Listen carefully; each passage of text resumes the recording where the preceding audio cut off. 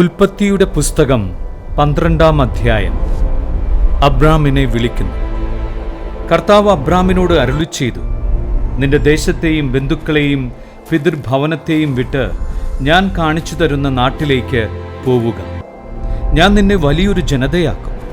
നിന്നെ ഞാൻ അനുഗ്രഹിക്കും. നിന്റെ പേര് ഞാൻ മഹത്വരമാക്കും. അങ്ങനെ നീ ഒരു അനുഗ്രഹമായിരിക്കും. നിന്നെ അനുഗ്രഹിക്കുന്നവരെ ഞാൻ അനുഗ്രഹിക്കും. നിന്നെ ശപിക്കുന്നവരെ ഞാൻ ശപിക്കും. നിന്നിലൂടെ ഭൂമുഖത്തെ വംശങ്ങളെല്ലാം അനുഗ്രഹീതമാകും. കർത്താവ് കൽപ്പിച്ചതനുസരിച്ച് അബ്രാം പുറപ്പെട്ടു. ലോത്തും അവൻ്റെ കൂടെ തിരിച്ചു. ഹാരാൻ ദേശത്തോട് വിട പറഞ്ഞപ്പോൾ അബ്രാമിന് 75 വയസ്സ് പ്രായമായിരുന്നു. അബ്രാം ഭാര്യ സാറായിയെയും സഹോദരപുത്രൻ ലോത്തിനെയും കൂടെ കൊണ്ടുപോയി. ഹാരാനിൽ തങ്ങൾ നേടിയ സമ്പത്തും ആളുകളുമായി അവർ കാനാൻ ദേശത്തേക്ക് പുറപ്പെട്ട് അവിടെ എത്തിച്ചേർന്നു.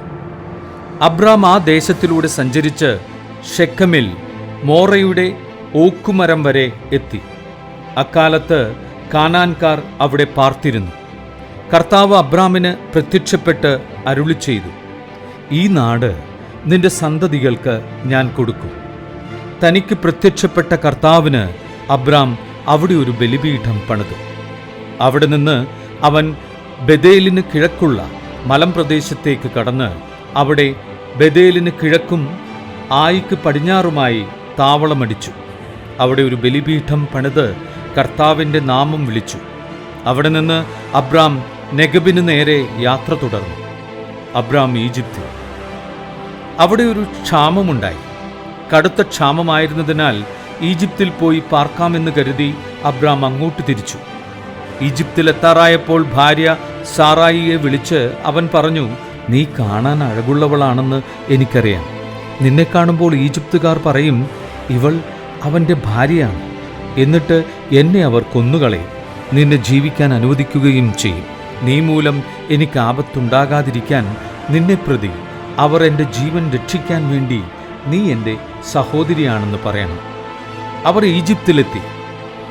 അവൾ കാണാൻ വളരെ അഴകുള്ളവളാണെന്ന് ഈജിപ്തുകാർക്ക് മനസ്സിലായി. അവളെ കണ്ടപ്പോൾ ഫറവോയുടെ സേവകന്മാർ അവളെപ്പറ്റി ഫറവോയോട് പുകഴ്ത്തി പറഞ്ഞു. അവൾ ഫറവോയുടെ കൊട്ടാരത്തിലേക്ക് ആനയിക്കപ്പെട്ടു. ഫറവോ അവളെ പ്രതി അബ്രാമിനോട് നന്നായി പെരുമാറി. അവന് ആടുകൾ, കാളകൾ, കഴുതകൾ, ഒട്ടകങ്ങൾ, വേലക്കാർ, വേലക്കാരികൾ എന്നിവ ലഭിച്ചു. പക്ഷേ അബ്രാമിൻ്റെ ഭാര്യ സാറായിയെ പ്രതി കർത്താവ് ഫറവോയെയും കുടുംബത്തെയും മഹാമാരികളാൽ പീഡിപ്പിച്ചു.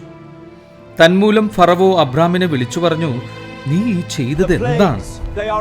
അവൾ നിന്റെ ഭാര്യയാണെന്ന് എന്നോട് പറയാതിരുന്നത് എന്തുകൊണ്ട്? അവൾ സഹോദരിയാണ് എന്ന് നീ പറഞ്ഞതെന്തിന്? അതുകൊണ്ടല്ലേ ഞാൻ അവളെ ഭാര്യയായി സ്വീകരിച്ചത്.